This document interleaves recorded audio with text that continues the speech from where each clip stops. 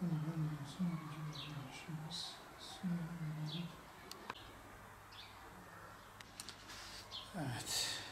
Bismillahirrahmanirrahim. Elhamdülillahi Rabbil alemin. Salatu vesselamu ala seyyidina Muhammedin ve ala alihi ve sahbihi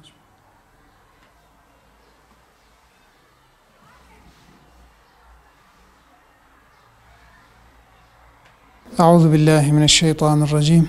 Bismillahirrahmanirrahim. Elhamdülillahi Rabbil alemin. Ve salatu vesselamu ala seyyidina Muhammedin ve ala alihi ve sahbihi ecmaîn. Fitre, Ramazan ayında her bir şahsın vermesi gereken bir miktar sadakadır. Tabi fitrenin verilmesi vaciptir, farzdır. Buna mesela fıtır sadakası deniliyor veya zekatül fitre deniliyor. Yani fıtır zekatı, fıtır sadakası deniliyor. Bu fıtır sadakası tabi Ramazan ayında artık o özellikle son Ramazan ayının son günü güneşin batmasıyla birlikte vacip olan bir miktar zekattır, sadakadır. Zekat ise mal sahiplerinin malında verilmesi gereken bir miktar zekattır, sadakadır. O da tabi her bir malın kendine göre bir nisabı vardır. Yani bir miktarı vardır. O miktara ulaşırsa şayet bazı mallarda bir de bir yılın geçmesi lazım. O şartlar yerinde olduğu zaman mal sahibinin, varlıklı kişinin, zengin kişinin vermekle yükümlü olduğu bir miktar artık sadaka diyelim veya zekattır. Yani ona zekat diyoruz biz. Mesela diyelim ki koyunu vardır adamın. Bu koyunların nisabı miktarı işte 40'tır. 40'tan aşağı olsa zekat düşmez. 40 ve daha fazlası olursa o zaman zekat düşer. Artık o da miktara göre zekat verilir. Diyelim ki 40'ta bir koyun verilir.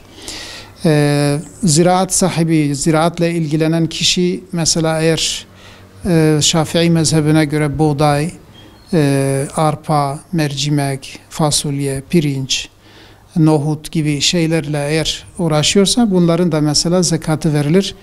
Bunların da zekatı işte fıkha göre 5 vaskıdır ki bunun mesela yarım ton normalde olursa bunun zekatı verilir. Artık her bir malın kendine göre nisabı vardır. Ticaret malının aynı şekilde paranın mesela para 80 gram altın değerinde olursa ve bir yıl kadar kişinin yanında kalırsa bunun zekatı verilir. Yani böyle artık zekat varlıklı kişinin malında belli bir miktar belli kişilere verilmek üzere farz kılınmış maldır. Zekat ve fitre ikisi de belli bazı kimselere verilir. Herkese verilmez. Dolayısıyla kimlere verilir? Burada Kur'an-ı Kerim'de 8 sınıf zikredilmiş. Bu 8 sınıftan var olan kim olursa zekat onlara verilir, fitre de onlara verilir. Mesela onlar kimlerdir? Fakirler, miskinler. Tabii fakir ve miskin arasında şöyle bir ince fark vardır. Hani fakir hiç geliri olmayan kimsedir. Miskin ise yani geliri ona yetmeyen kimsedir. Mesela diyelim ki aylık bir kişinin maaşı en az diyelim 2 milyar ona yetiyorsa bu adama diyelim ki 1-1,5 gelir. Diğeri mesela eksik kalıyor ve ihtiyaç sahibi oluyorsa ona verilir. Genelde zaten fakir ve miskinler var şu anda günümüzde. Mesela bir de borçlulara da verilir. Mesela adam eğer halal yolda borçlanmışsa ve borcunu veremiyorsa ona da zekat verilir. Tabi eskiden müellefe-i kulub vardı. Yani kalplerini İslam'a ısındırılmak istenen kimseler, onlara da verilir. Günümüzde belki bazı yerlerde bulunur, bazı yerlerde bulunmaz. Onlara da verilir. Yolda kalmış yolculara, yani onlara da zekat verilir. O da ihtiyaç sahibi olursa. Normalde belki zengindir ama yolda kaldığı için, gerçi günümüzde böyle şeyler olmaz ama eskiden vardı. Bir kişi eğer sefere çıktıysa ve onun mesela parası bitmişse ona da kendi memleketine veyahut gideceği yere ulaşacak kadar kendisine zekat verilirdi. Bunlara zekat ve bir de zekat memuru var. Zekat memuruna da verilir. Aynı şekilde eskiden köleler vardı. Onun sahibi onunla kitabet akdi yapmıştı. Mesela diyordu ki sen bu kadar mal getirirsen seni azat ederim. İşte böyle mukatep kölelere, yani onların azat edilmesi için zekat verilir. Bu kimselere zekat verilir ama dediğimiz gibi günümüzde genellikle borçlu, fakir, miskin insanlar bulunur ve bunlara zekat verilir ve aynı şekilde fıtır da yine fıtır sadakası da bunlara verilir. Bunların dışında verilirse verilmemiş gibi olur. Yani zenginlere, varlıklı insanlara verilirse şey olmaz. Bir de kişiye nafakası düşen kimselere verilmez. Mesela diyelim ki bir baba kendi evdeki çocuğuna veremez. Kızına veremez. Babasına veremez. Annesine veremez. Neden? Çünkü bunların nafakasıyla zaten yükümlüdür. Yükümlü olursa yükümlü olduğu kimselere bir kişi, varlıklı bir kişi kendi zekatını onlara veremez. Bir de gayrimüslimlere veremez. Müslüman olacak ve muhtaç olacak, fakir olacak, bu şartları taşıyacaksa zekat ve fitre onlara verilir. Bir de kadına verilmez. Eğer kadının kocası varsa ve kocası onun nafakasını temin ediyorsa ve kocası fakir ise kadına verilmez, kocasına verilir. Aynı şekilde bir kadın boşanmışsa ve babasının evindeyse ona da zekat verilmez çünkü nafakası babasına aittir. İşte bu şekilde yani zekatın verileceği kimselerin şartları budur.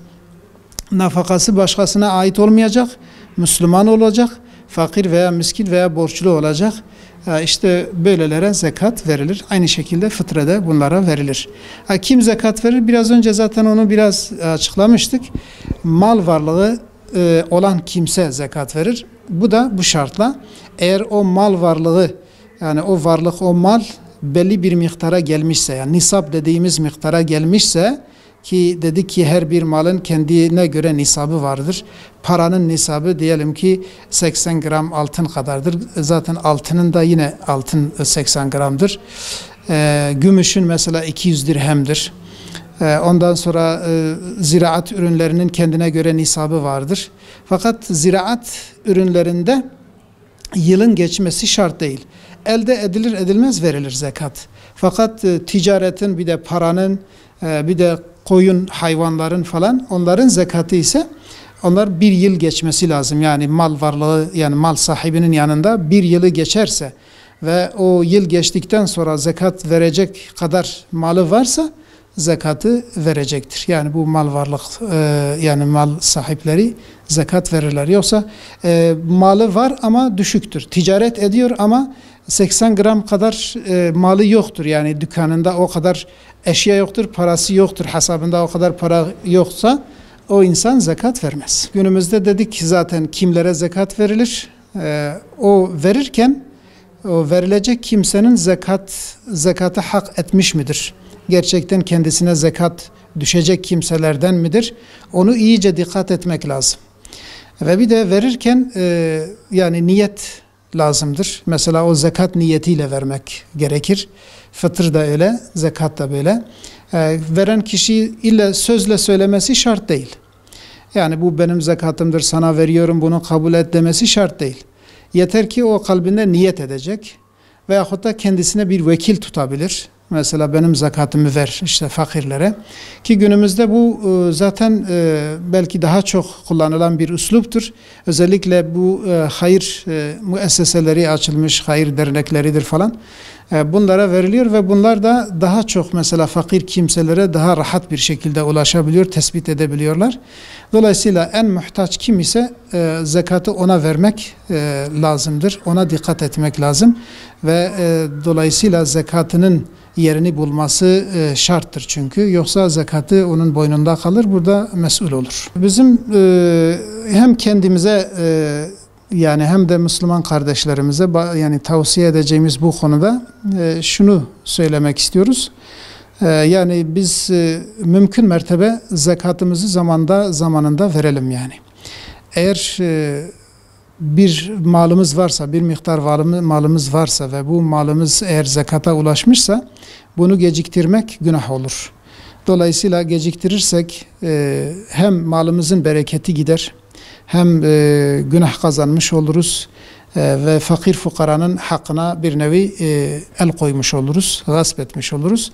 Dolayısıyla mal varlığı olan kardeşlerimizin, Müslüman kardeşlerimizin aşkla, şevkle bu zekatlarını vermeleri lazımdır.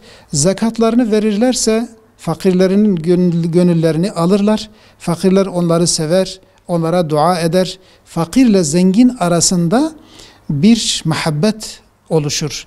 Ama eğer zekat verilmezse zengin daha çok zengin olur, fakir daha çok fakir olur ve o zaman fakir ile zengin arasında bir kin, bir haset, bir çekemezlik olur ve aralarında bir savaş olur yani. Eğer maddi olmasa da manevi bir savaş olur. Hiç birbirlerini sevmezler. Ama eğer zekat verilirse o zaman ne olur? Bir muhabbet ve bir sevgi oluşur, bir hürmet oluşur ve aynı şekilde mal da bereketlenir ve mal temizlenir ve mal daha çok yani fazla olur. Zaten zekatın bir manası da odur. Dolayısıyla ne yapmak lazım? Yani zekatı vermek lazım ve bir de zekatlarını verirken biraz önce de söylediğimiz gibi dikkat etsinler. Hatta eğer birçok zengin belki uğraşamıyor, kimseyi bulamıyor, bu hayır müesseselerini arasın, mallarını onlara versinler ve onları kendilerine vekil tayin etsinler. Bu şekilde daha çok böyle muhtaç insanlara zekatları ulaşır ve daha sevap kazanırlar, daha çok sevap kazanırlar. Dolayısıyla bizim yani bu hayır müesseseleriyle sürekli irtibat halinde olmamız en güzel şeydir. Gerçekten mesela onlar böyle arıyorlar, onların imkanları var. Belki biz kime veririz? Komşumuz biraz fakirdir, ona veririz ama daha fakiri vardır, onu ihmal etmiş oluruz. Ama bu hayır müesseseleri olursa bunlar böyle en yoksul insanlara ulaşıyorlar. Dolayısıyla onların vasıtasıyla versek belki daha güzel yerine ulaşmış olur.